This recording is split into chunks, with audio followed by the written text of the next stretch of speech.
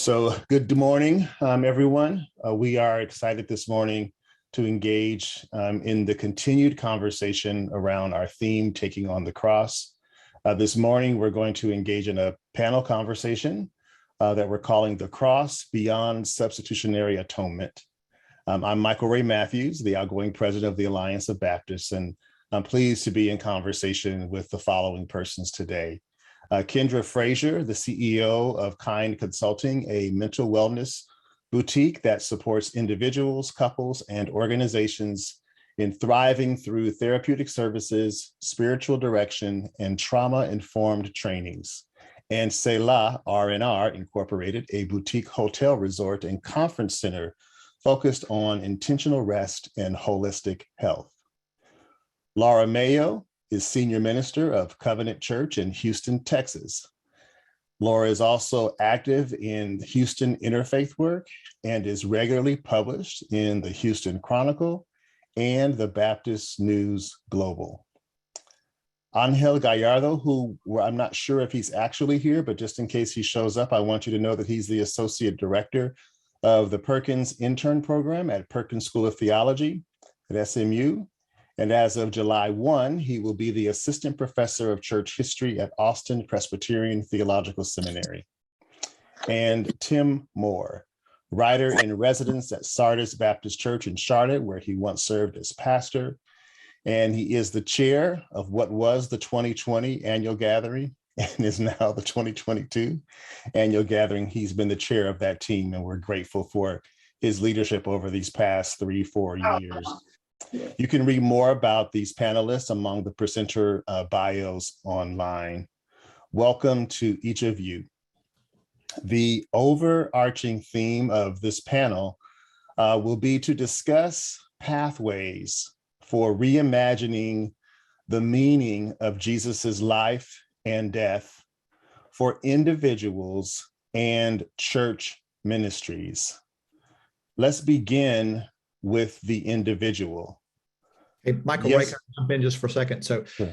Before you get the question, so I've been texting and emailing with Angel this morning, and I just got a message from him that he is in Mexico City with his grandmother, who is in a hospital very sick with COVID. So he apologized for not being here, but let's keep him and his grandmother in our prayers. Indeed. Today. Let's take a moment of silence for that. Thank you, Tim.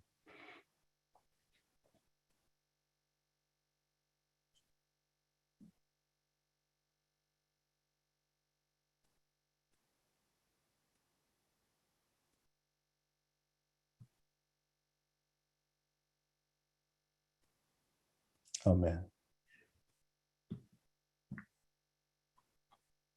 So we want to begin this conversation by examining what's at stake for each of you as panelists this morning. What's at stake for you in this conversation? Yesterday, we heard two excellent lectures from Ebony Marshall-Turman and Rita Nakashima-Brock, continuing this theme about reimagining the meaning of the cross and relearning the love of God. What would you say is at stake for you? Why does this conversation matter to you and or your community? Let's begin with Kendra. Thank you so much, Michael Ray. And thank you all for being here and being present. The first thing that comes to mind is this phrase that I heard in seminary. I can't remember if it was a professor or a student, that God cannot be canonized. And what's at stake for me in thinking of that term right now, or that phrase, is the opportunity to meet people who are experiencing God as a verb, the opportunity to meet other folks who are leaning into their experiential engagement with this vast, immense living being that many of us refer to as God, some of us Allah, some as Source. So what's at stake for me is broadening my community. So I'm looking forward to continuing this conversation on here and offline with those of you that resonate with what is shared today. This conversation matters to me because it is a conversation that I often had internally as a child growing up, and it kept me on the outside of my own sense of belonging when it came to my own religious community. I was raised Church of God and didn't feel like God accepted me because I was gay, and me journeying through integrating my spirituality and sexuality and figuring out this thing about my own thoughts about atonement theology and the cross, it has allowed me to come to know myself anew in each moment of every day. I recognize for me that salvation is no longer this one-time thing, right? It's something that happens in process, and it happens moment to moment, not only with my own belief, but in relationship to others. So I'm just really excited to be able to have this conversation with other panelists and with you all. Thank you so much, Kendra. Laura? Thank you. It's just such a privilege to be with you all today, and I'm grateful that we're having this conversation as the Alliance. And Kendra, I resonate with so much of what you said. And what's at stake for me, what I would say is guilt and shame and blame. I would say a whole lot of suffering is at stake, not just Jesus's, but people like me who grew up being told that we were worms and a wretch. We've sung it, right? There was a song my stepmother used to sing as a solo. Does he still feel the nails every time I fail? Does he hear the crowd cry, crucify again? Am I causing him pain? Then I know I've got to change. I just can't bear the thought of hurting him. So the tears that I have cried, and I know I'm not alone, over this idea that not only did Jesus have to die, but that I caused it.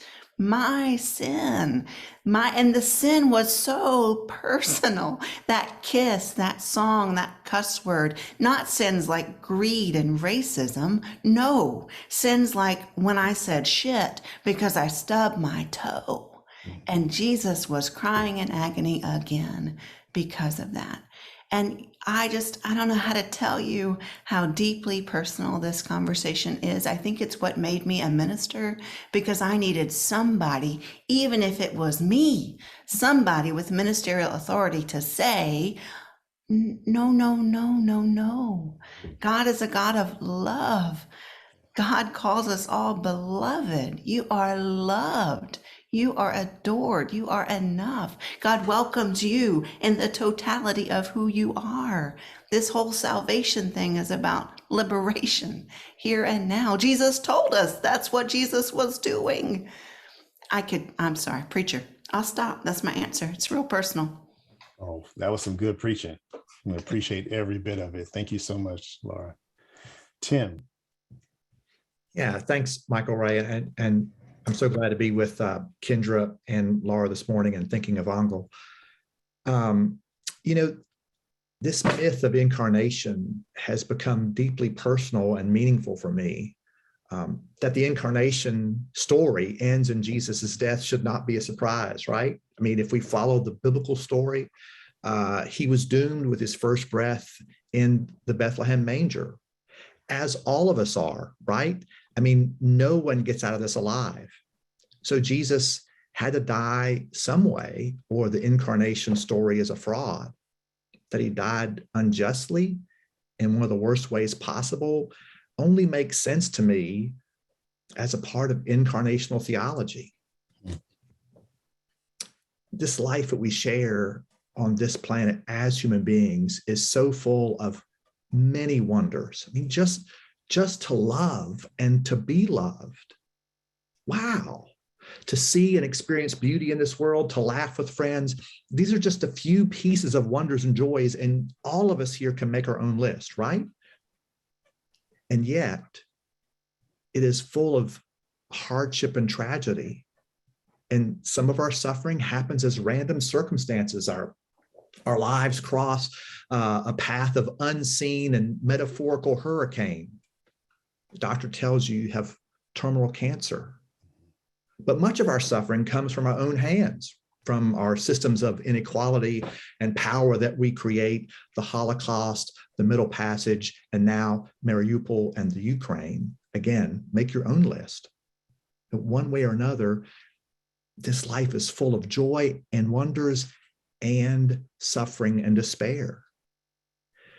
And for me, if God would just stay in the safety of the heavens at a safe God's arm length from suffering, I don't think I'd bother giving that kind of God the time of day.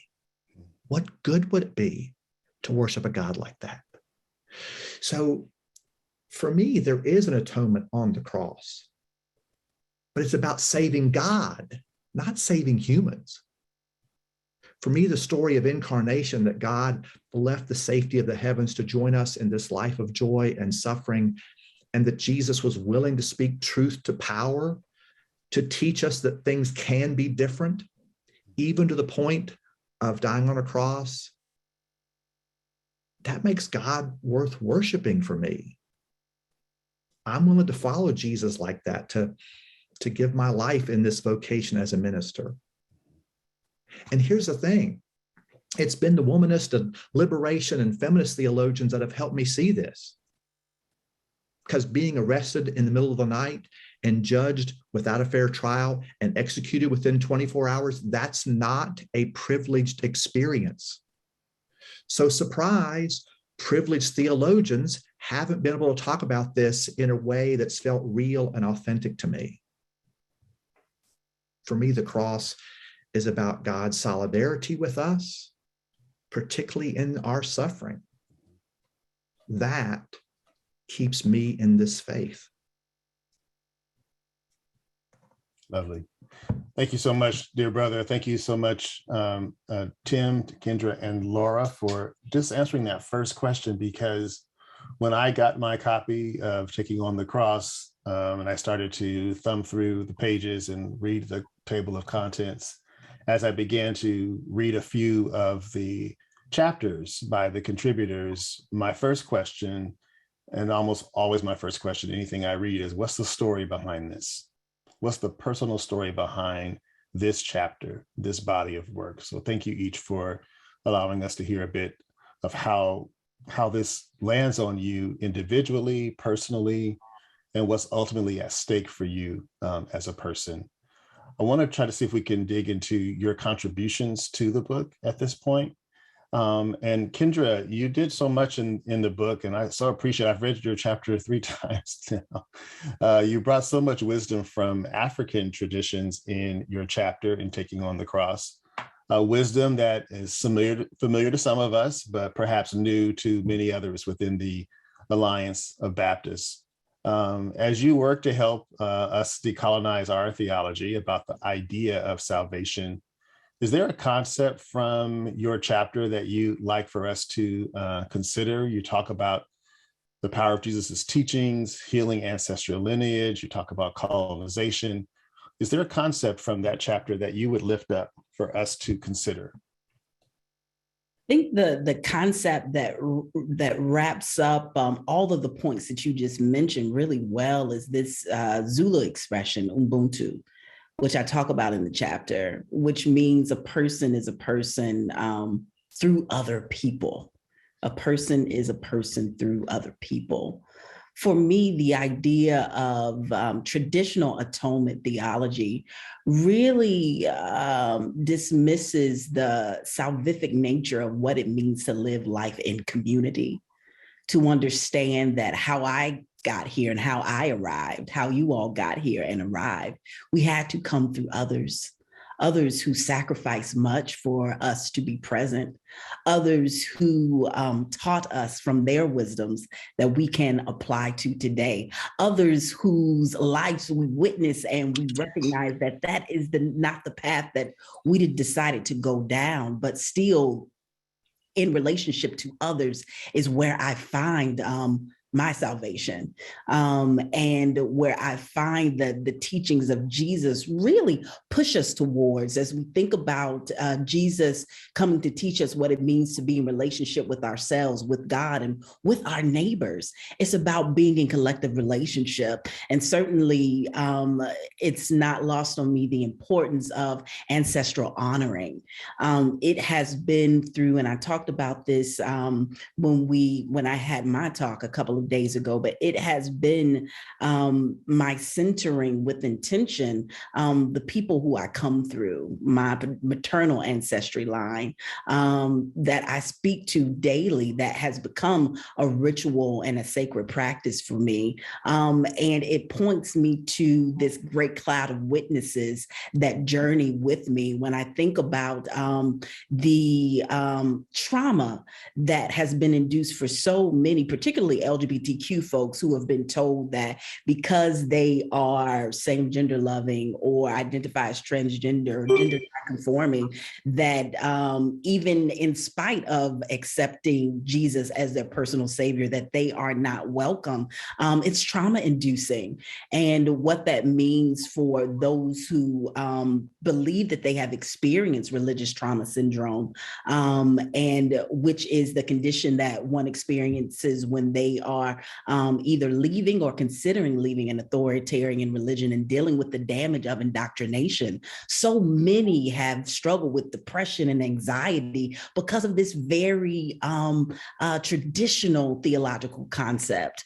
And for me, recognizing that my connection to salvation does not just rest on Jesus, but it rests on the many that came before him and after him, and that are present now, that sustain me in showing up as a whole person, whether I'm pulling on your wisdom or I'm receiving inspiration from your intentionality, from your own healing, or I'm reading something that you have written. It all undergirds the being that I am.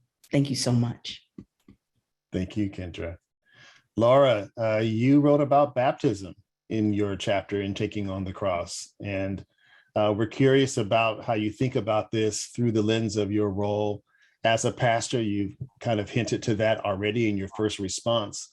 How do you see congregational life, worship, faith formation, pastoral care, justice work? How do you see those aspects of congregational life thriving by reimagining the meaning of Jesus's life and death?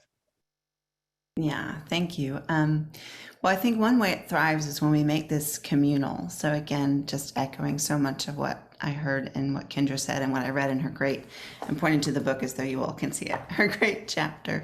When we make baptism, when we make salvation about an individual act, Jesus's individual death on the cross, my individual sinner's prayer, my individual bath in a cold tub, my individual choice, then we've lost this rich and beautiful opportunity to be a community. And when we see Jesus being baptized, he goes to the River Jordan where other people are gathered, and he gets in that muddy water with John, and John's already preaching, right? Jesus comes and joins John, and what's John preaching? Repent. The kingdom of God is here, is near, is coming, is already, is not yet. And then the people say, what should we do? And John tells them, give your coat, give your bread. And Jesus gets in that water with everybody else and commits himself to a life of sharing and giving. He's passionate for the realm of God, passionate for justice and peace and mercy. And he walks around saying, you're forgiven.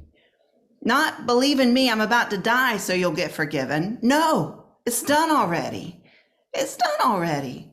So if we can make this about community, about an effort that we're doing together, if we can remove this from some sort of glorification of suffering and pain and make it about the heavens and hells we create for each other when we are kind and caring and devoted to justice, or when we're so obsessed with our own, I can't go down that path, So for me, in a church setting, a congregational setting, the goal is, how do we together make this earth, the heaven, the realm of God's justice and love? How do we work together, knowing that we are, all of us, beloved children of God? Not one of us is so bad that we cannot be used. And I can't, that for me, that personal story of, I always felt like the baptismal waters didn't work, right? I was supposed to be washed clean of my sins, but y'all, I kept sinning, still do, still at it. And I felt like I was so bad, the water didn't work. What? No. It's the water of life. It's the gift of life lived together for justice and mercy and peace. And that might come at a cost. I mean, Jesus is executed, state execution for treason, because he won't quit talking about this realm of God. So we might just get in trouble, but it would be good trouble, and it wouldn't be because we're bad. Too long. Okay. Not at all. Not too long at all. We needed every bit of that. So thank you so very much. As I'm listening to the two of you, I'm reminded of the ways in which I think about individualism and what I actually call hyper individualism. That's so much a part of Western and American culture. It almost seems as if our political and economic systems depend on us only seeing ourselves as individuals and not a part of a community, not a part of Ubuntu. Right. So as individuals and as lacking, like yes. as not enough. Yes. Right. That's a great setup. I mean, that's a wonderful setup in a system like ours that exploits people, is to think of ourselves as individuals and not quite enough. Yeah. You know, Michael Ray, Kendra really talks about how that community with connection is with our ancestors. Mm-hmm. That great cloud of witnesses that just broadens community. Indeed. I mean, there are so many ways in which this pandemic has thrust people into lots of kinds of reflections. And I know for me, discovering more of my ancestors and their story has done so much to not only help me sustain during the pandemic, but also rethink a bunch of things about what I preach and teach and what I'm really about. Thank you. Tim, let's talk about your chapter a little bit. In the book, you wrote a chapter about the variety of New Testament views regarding Jesus's death on the cross. Would you share a concept in or beyond that chapter that you think will be helpful for us who are trying to reimagine the meaning of the cross? Yeah, thanks, Michael Ray. You know, it's apparent when you read the New Testament that Jesus's death on the cross was incomprehensible in regard to the New Testament writers' understanding of Judaism and the idea of Messiah, that they believed there had to be some meaning to his death and resurrection, had to be some key or portal in order to understand this new faith movement that was beginning in the Jesus followers and community. In that sense, I think the New Testament writers are all in agreement that there's something here that's meaningful. They just disagree as to what that meaning is. I mean, if you don't assume substitutionary atonement, even if that's where you are right now, if you just for a few moments stop assuming that when you read the New Testament, like if you could just pull back the veneer and then kind of read the text more plainly, you will see that there's a wide variety of meaning regarding Jesus's death and resurrection in the New Testament writers. Now, sure, the first half of Romans, Paul speaks of key words that keep popping up for us in our past histories, sin and salvation and Jesus's death and resurrection, in ways that Anselm and Calvin used to create their atonement theologies. And then later 20th century evangelicalism creates this Roman road thing. But the rest of Paul's letters He focuses on Jesus's incarnation as being transformational. The incarnation, his life, is transformational.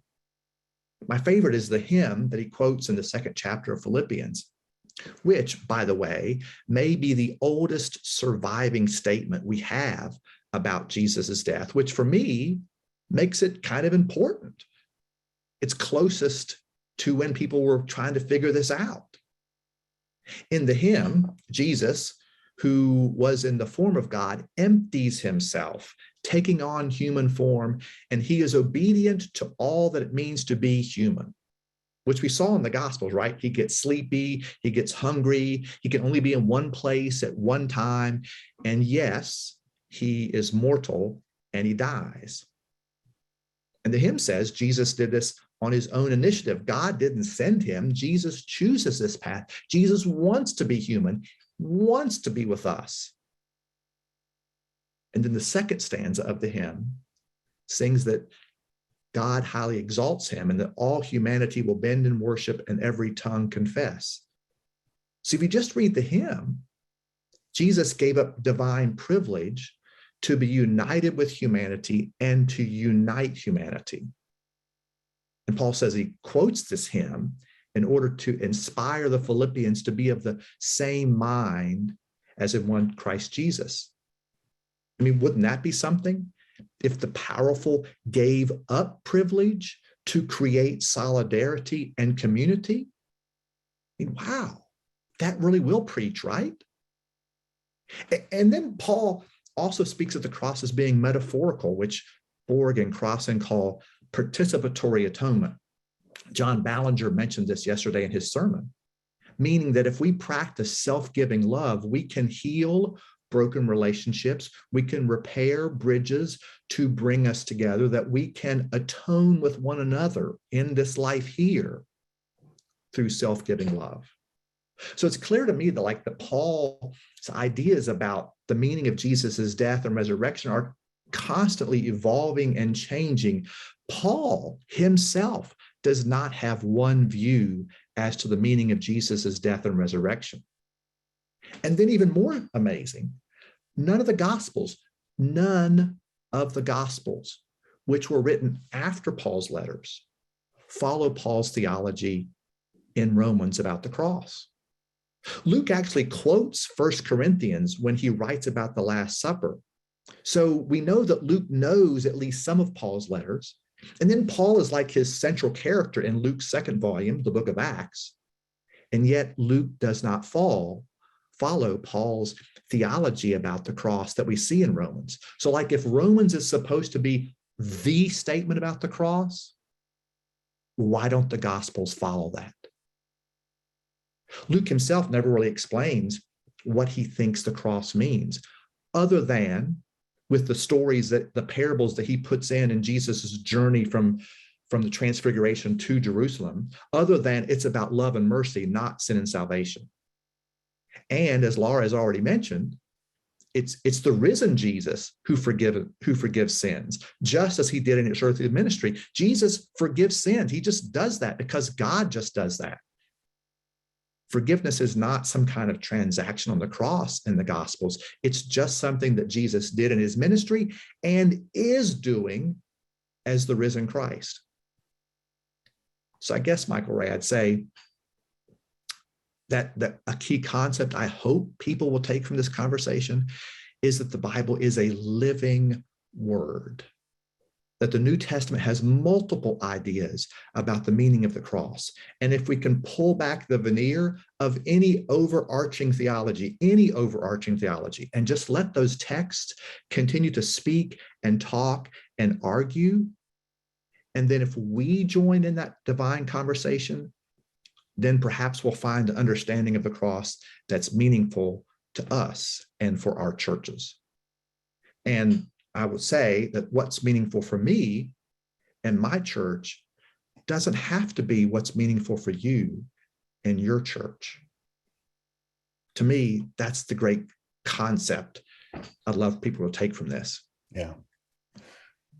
Thank you so much, Tim. That is a liberating frame in many ways. As you were talking, I was thinking he's saying that the disagreement about the cross, about what the cross really means, even in our sacred texts, suggests that we are now free to engage in this work today, to see ourselves not bound by a particular choice we've made about which theological tradition we're going to attach our understanding of the atonement to, but to actually break that open and create this beautifully powerful space for us to be a part of a transgenerational conversation, a transgenerational practice, transgenerational, in the ways that I think Kendra's talking about when she's talking about healing our ancestral lineage, transgenerational in the way that I think Laura is talking about what it means for us to open up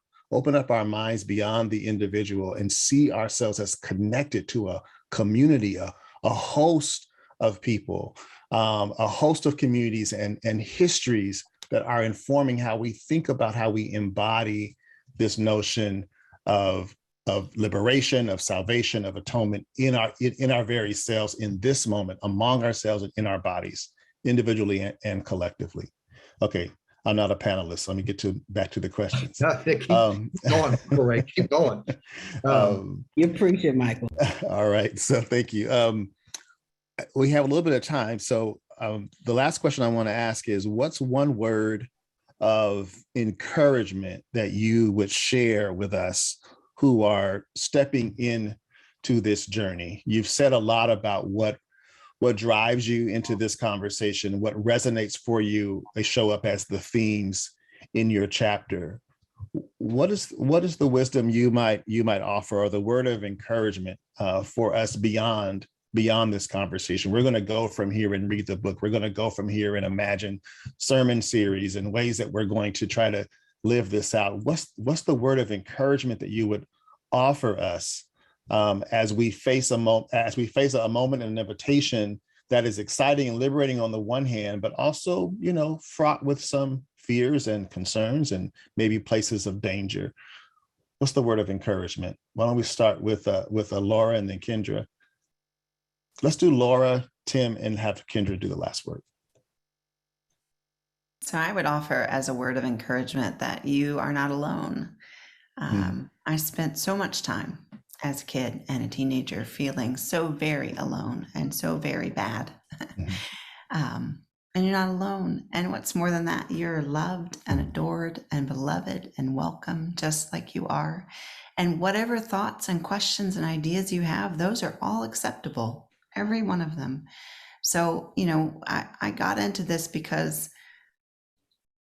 well, for a lot of reasons, but my mom died when I was a kid, and the church that raised me and did a good job in so many ways, but offered as explanation that God needed my mother in heaven. Well, that was the same God who apparently needed to kill his own kid for my listening to REM. One time I threw away all my REM cassette tapes, y'all. I've been grieving for that for years. Anyway, it took me to a place of, that cannot be God. If that is God, that God would kill my mom and kill his kid, I don't want any part of that, God. But there's something here in the ritual and the love and the community of church that speaks to me, and there has to be something else. So if that's you, or any part of that is you, you're not alone. You're not alone, and you are loved. That's my word of encouragement. Yeah. Good to see you in the corner and in the spotlight, offering those words. Tim. Yeah. Thank you, Laura. And, I just would want to just continue to affirm what Laura and Kendra are saying, and their chapters in this book and the rest of the text, when you get a chance to see all these amazing writers that we've able to collect and compile together. I think the one word I'd say of encouragement is there are multiple avenues out there for you to explore. And I would not want to encourage anybody to do what I'm doing, or Michael Ray or Laura or anybody, that there are multiple avenues, just to go down a pathway a little bit Okay. And if that doesn't feel right, pull back and take another pathway, because there's other ways. There are multiple ways for us to find, how does this cross and resurrection story impact us? So keep testing those waters, and, get out of your comfort zone. Like I mentioned, for me, it was really the womanist and liberationist and feminist theologians, queer theology, that helped me to see the cross from a different way. Because, white guys like me who have been privileged in their life, they didn't get the cross. Who's going to get that? And like I said earlier, if you're not arrested or can be arrested in the middle of the night, have a sham trial, and then execute within 24 hours, you don't understand what that's about. Mm-hmm. So find some avenues to help you to tap into the authenticity and reality of where that is. And just that there's other ways to carry on these tradition. I noticed that Rita Nakashima-Brock popped in the chat room there. So Rita, we're so glad that you continue to be with us. And she mentioned about John's gospel, and she's right. If I had more time, I could talk about how John's gospel doesn't have this atonement. And John's gospel moves the communion ritual away from the Last Supper, and he moves it earlier in the gospel, and it's about the bread of heaven, the bread of life. So we already have in our holy text another way to talk about these rituals we have. And so there are other ways to talk about communion. There are other ways to talk about baptism, as Laura said. All those choices are out there. Just feel free to explore them. Thank you. Kendra, take us home. I echo everything that Laura and Tim have shared so brilliantly. I am grateful that the Alliance of Baptists exists. There are so many people that I work with in my own therapeutic practice who are struggling with religious trauma, who are struggling with this very concept and how traumatizing it can be to undo the cornerstone of one's belief system. So I do want to lift that and name that, to be kind along this journey of taking on the cross to yourself, as well as approach this journey with curiosity and discovery, being prepared to gain new insights and greater awarenesses, to be in the journey of divine surprises and being open to what is revealed. One of the causes of religious trauma is this thought that there is an external locus of control where knowledge is revealed, whether knowledge is revealed and not discovered. And there is this hierarchy of who has the knowledge and who doesn't in fundamentalist denominations. And the power lies in your ability, again, to discover based on your own inklings and unctionings, based on your own invitations of how Spirit guides you, which I think is the beauty of this conversation and the nuance of this conversation, that the journey to the cross looks different for each of us. And that is the beauty of the conversation that we're having. And I believe the diversity in thought makes for good community. And it strengthens our own godness individually and collectively. Thank you all, Tim and Lauren, for the others that aren't on here that contribute to the book for writing. I'm so grateful to learn from each of you and with you all. Indeed. Thank you. Let's give our panel a great big hand. We are so grateful for your presence today, for all that you've contributed to this book, but to this conversation. You've opened up a space for us to reimagine together and to imagine what it looks like for us to thrive collectively in our communities because of this work, and what it means for us to be healed and whole. And so I want to thank you personally for that.